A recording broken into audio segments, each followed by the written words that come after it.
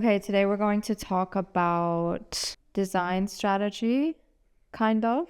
Yeah. And I think more about how our perspectives have changed since we started doing design. You mean from university onwards or Yeah, since we have started working together?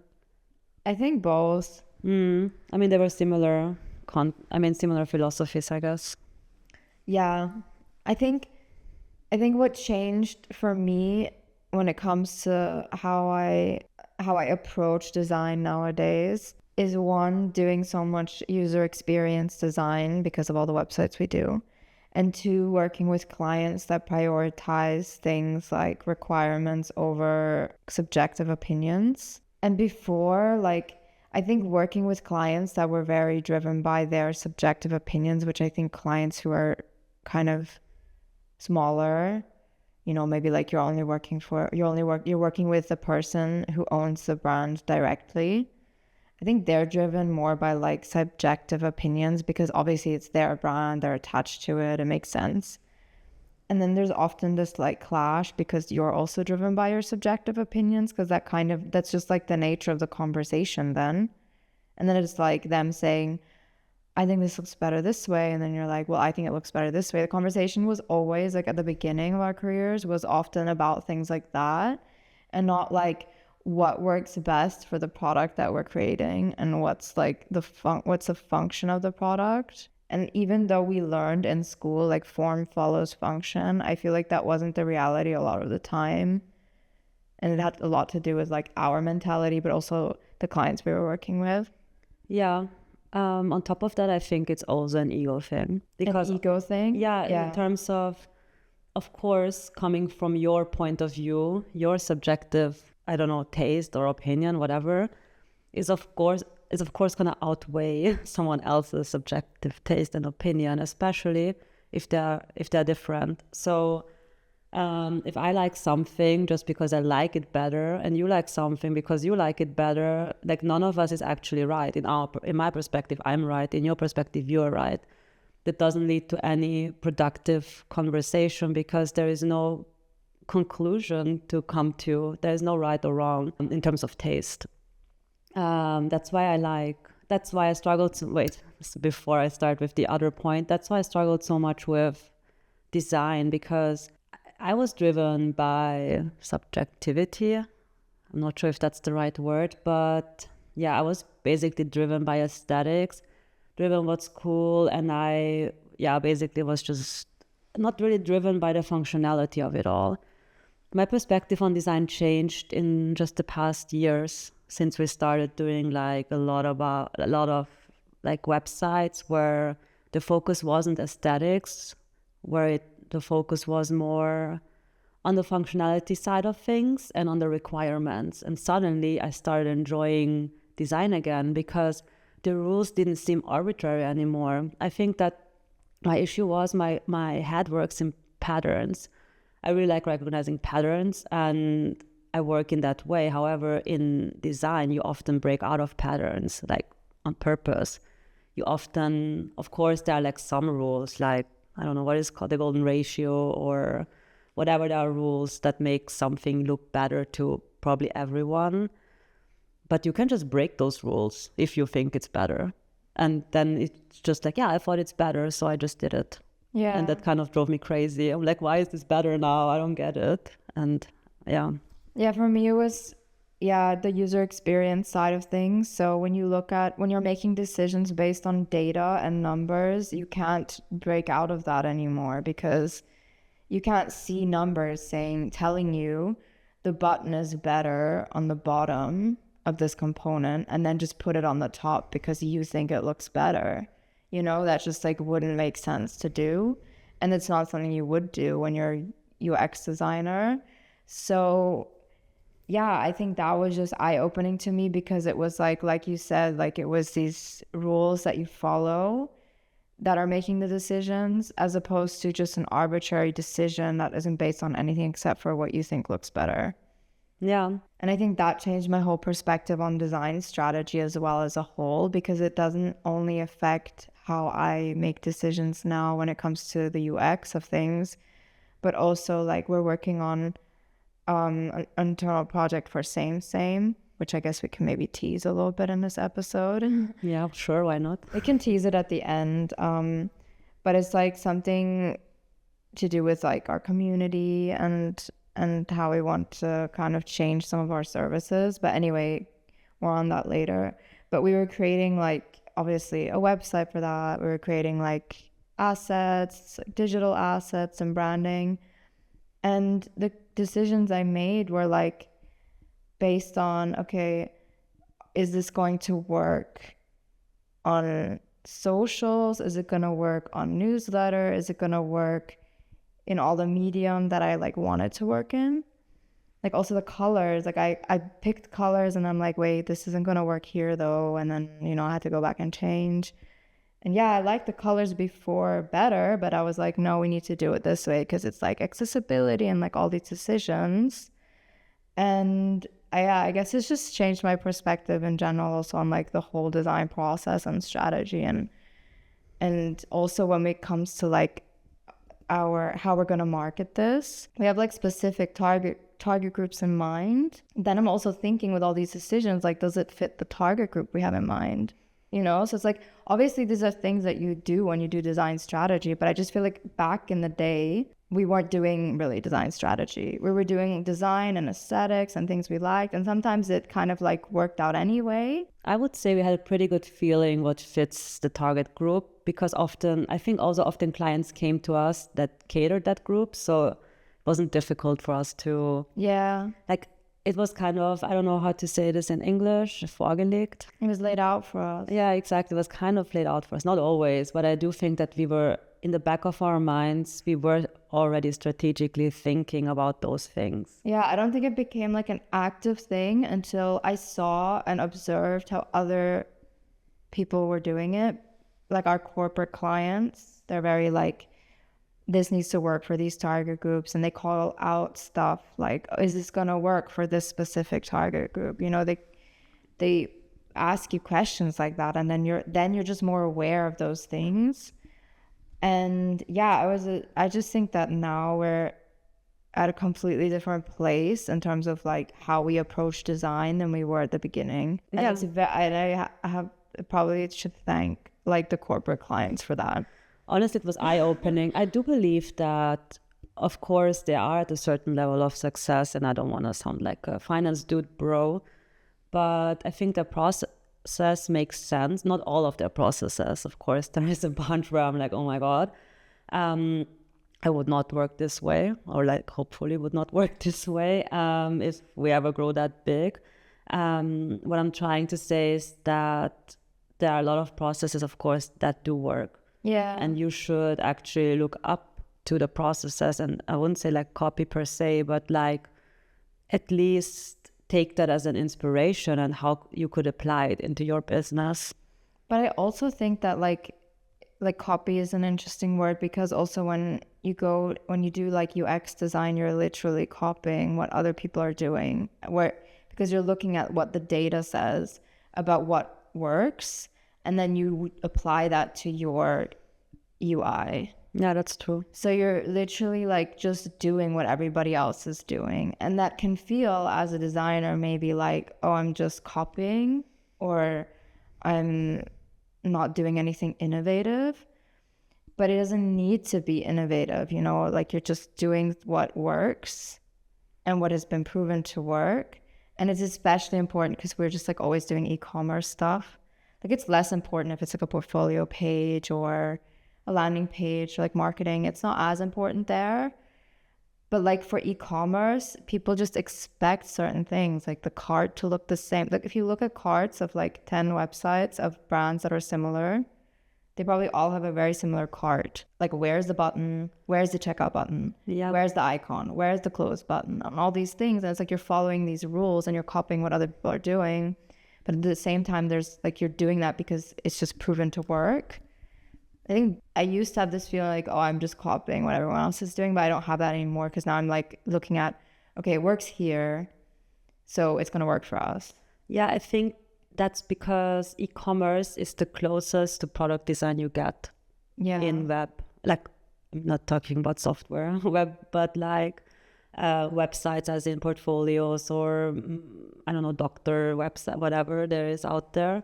I think e-commerce is the closest you're getting.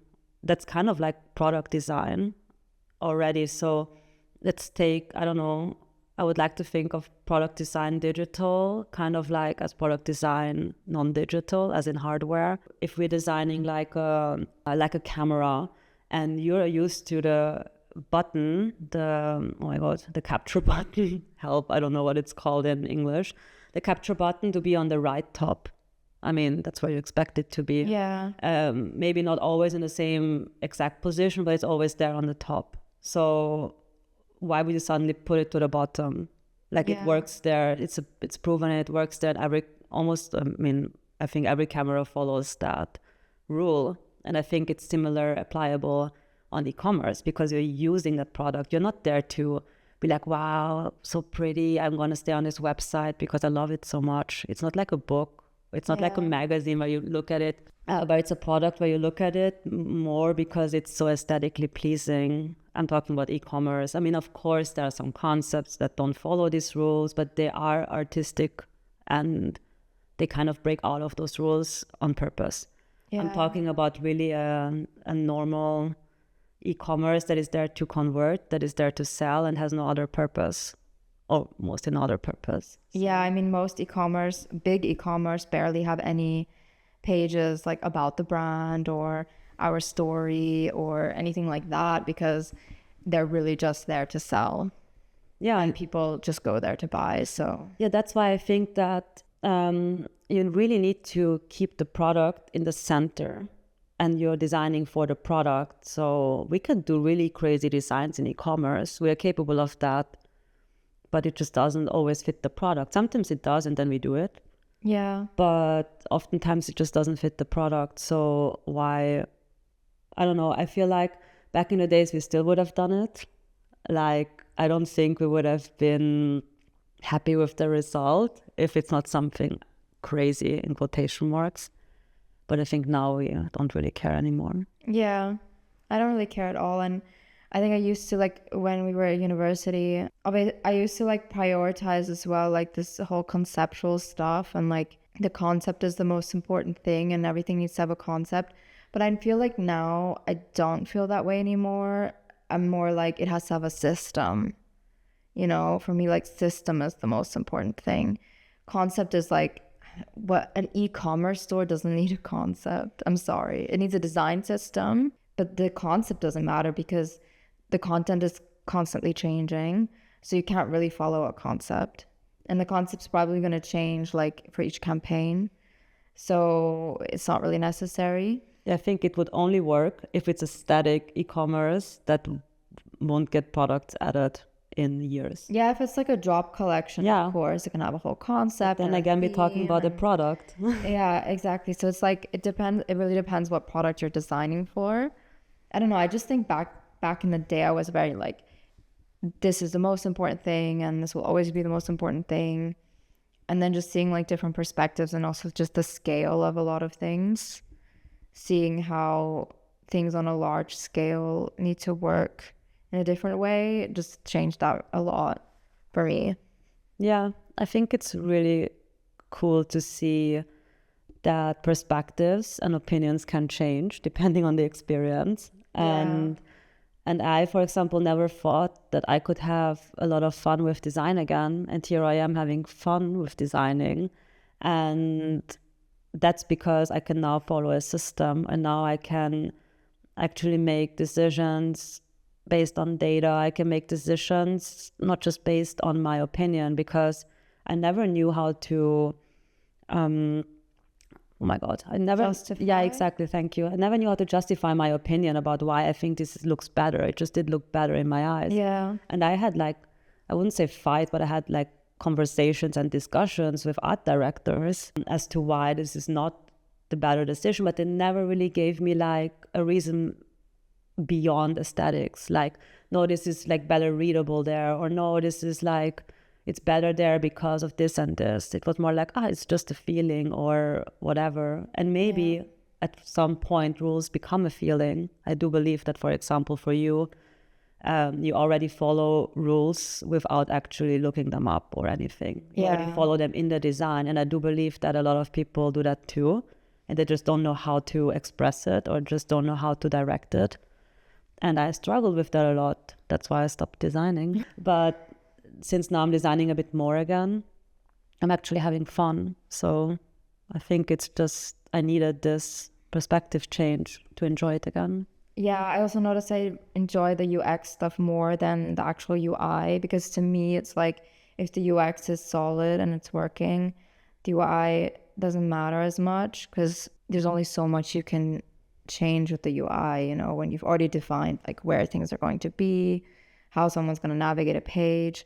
Obviously you could make like, you could choose a font that's completely unreadable or whatever, but then that's where like the UX would come in again. So I enjoy like more the thinking about how someone's going to navigate something, how to make it really easy for them to do so, and all that. As soon as it gets to the design, I'm like kind of checked out. I can't lie. Yeah, but probably also because you've done like 50 plus projects now. Yeah, At some point you're like, ugh, I can't see this anymore. like I can't design another footer. Exactly. Or a another fucking burger menu. Yeah. Like if you put it there to code for me, I want to cry. I'm like, I want another burger The menu. mobile menus are so annoying. I hate that you have to not just design two different menus, but you also have to code them out. I hate that. If I could never do that again in my and life, then you I would be also so happy. you also usually need like 2 content management sections as well for them. No, okay.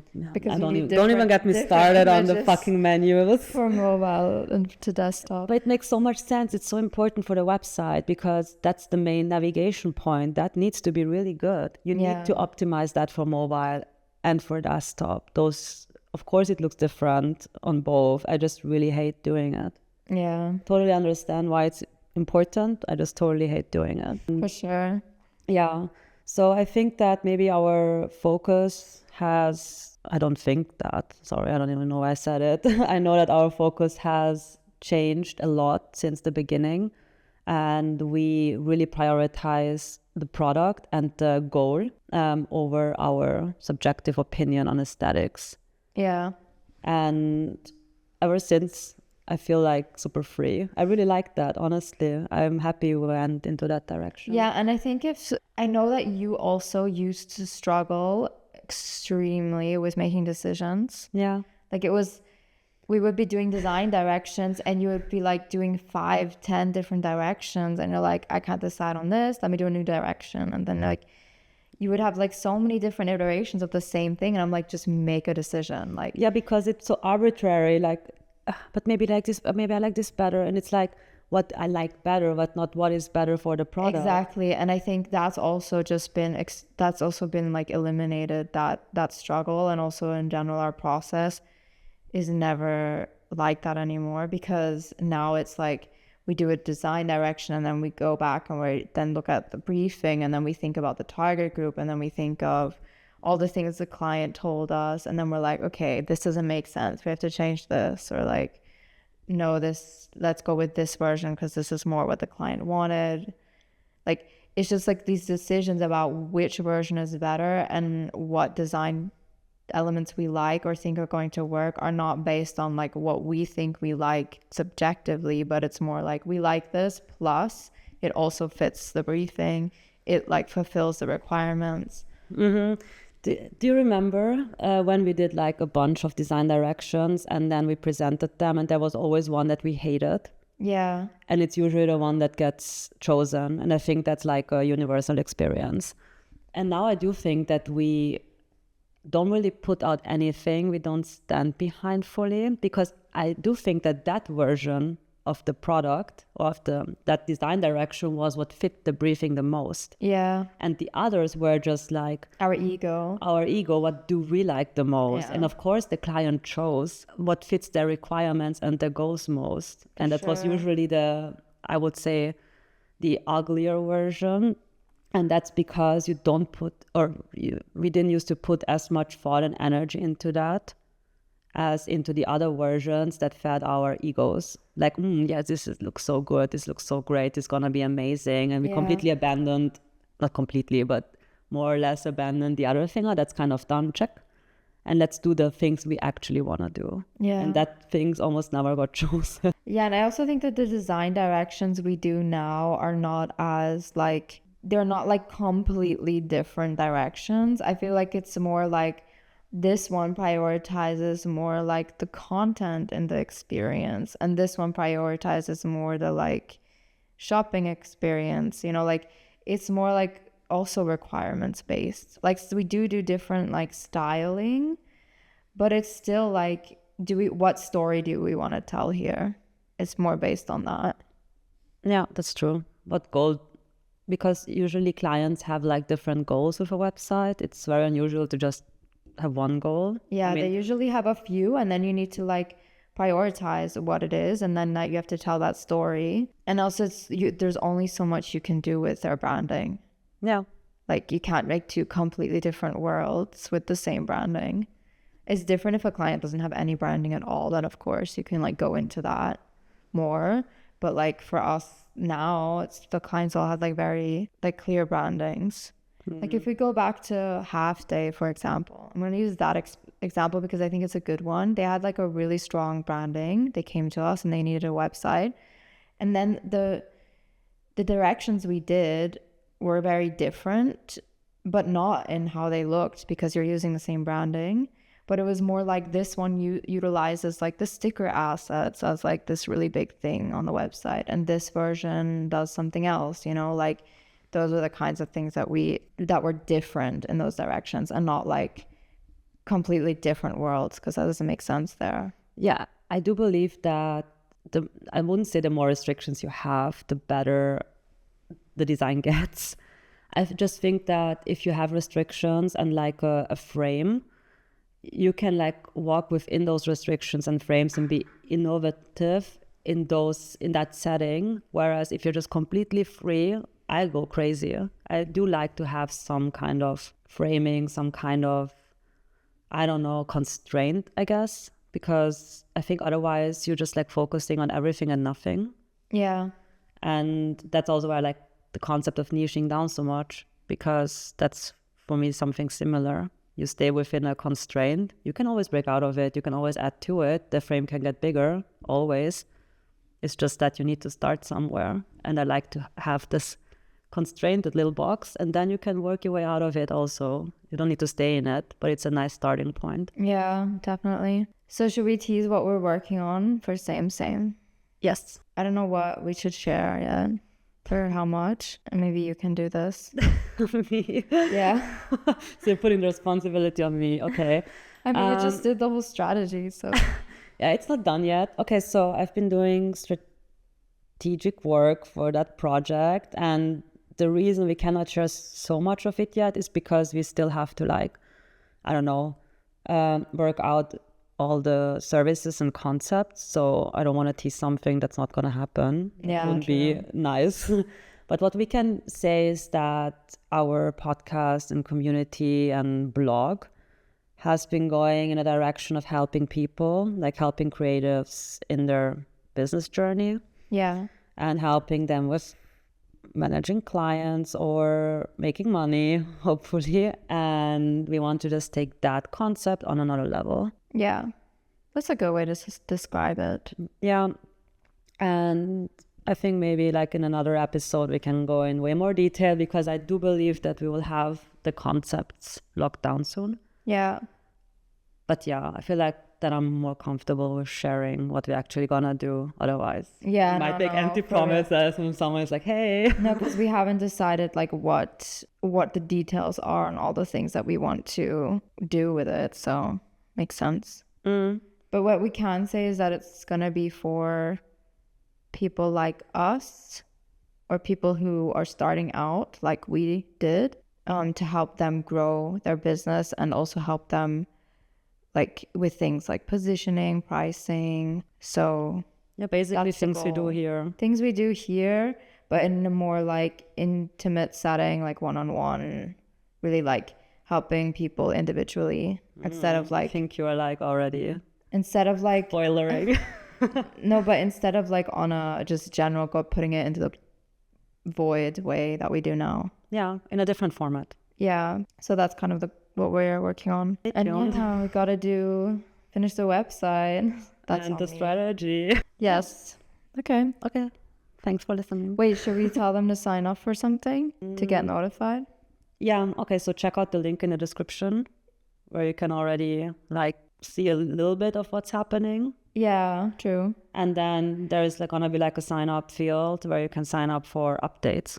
Yeah. Oh, and if anyone has been paying attention to our Instagram, I changed our Instagram name. And that was kind of like a little teaser of what's to come. Thank you for listening to this episode of Never Went to Business School. Don't forget to follow us here on Spotify. And if you enjoy our content, check out our YouTube channel for more educational videos and subscribe to our newsletter on Substack.